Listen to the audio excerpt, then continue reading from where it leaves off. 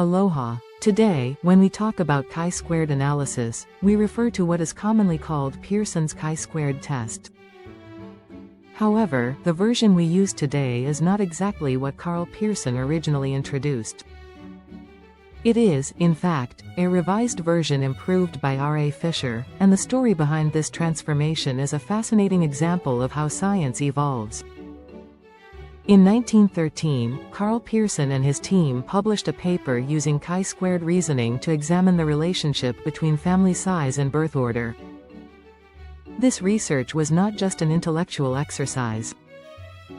Rather, it was part of the heated debate about nature versus nurture that consumed much of early 20th century scientific thought.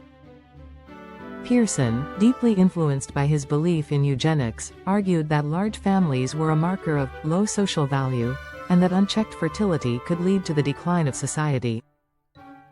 Statistical tools like the chi-squared test were, in Pearson's view, powerful instruments for exposing and addressing what he saw as a societal problem. R. Fisher, a brilliant statistician and Pearson's rival, challenged Pearson's approach in 1922 by introducing the concept of degrees of freedom. Fisher recognized that Pearson's version of the chi-squared test was flawed because it did not account for constraints within the data. Degrees of freedom, as Fisher defined them, represent the number of independent pieces of information that contribute to a test statistic. If there are constraints on the data, such as the requirement that observed totals match expected totals, the degrees of freedom are reduced.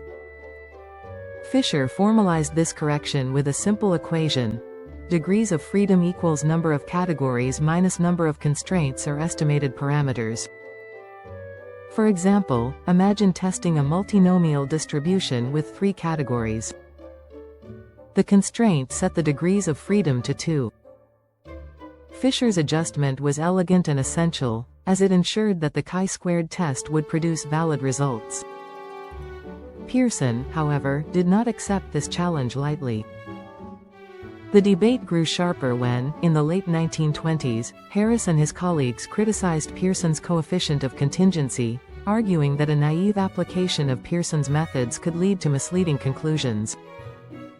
In 1930, Pearson replied with characteristic firmness, stating, "I venture to think that my friend Professor Harris has overlooked the essential nature of contingency.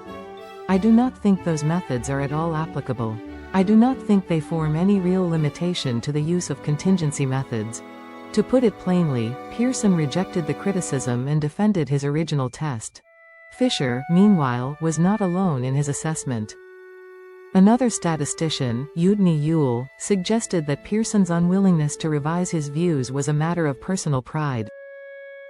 Historian of science Theodore Porter noted that Pearson's position likely stemmed from his mindset, one that favored tangible data over models.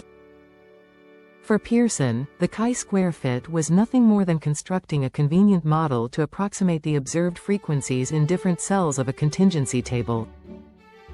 Regardless of Pearson's resistance, Fisher's correction prevailed. By incorporating degrees of freedom into the chi-squared analysis, Fisher ensured that the test became a cornerstone of modern statistics, reliable and widely applicable.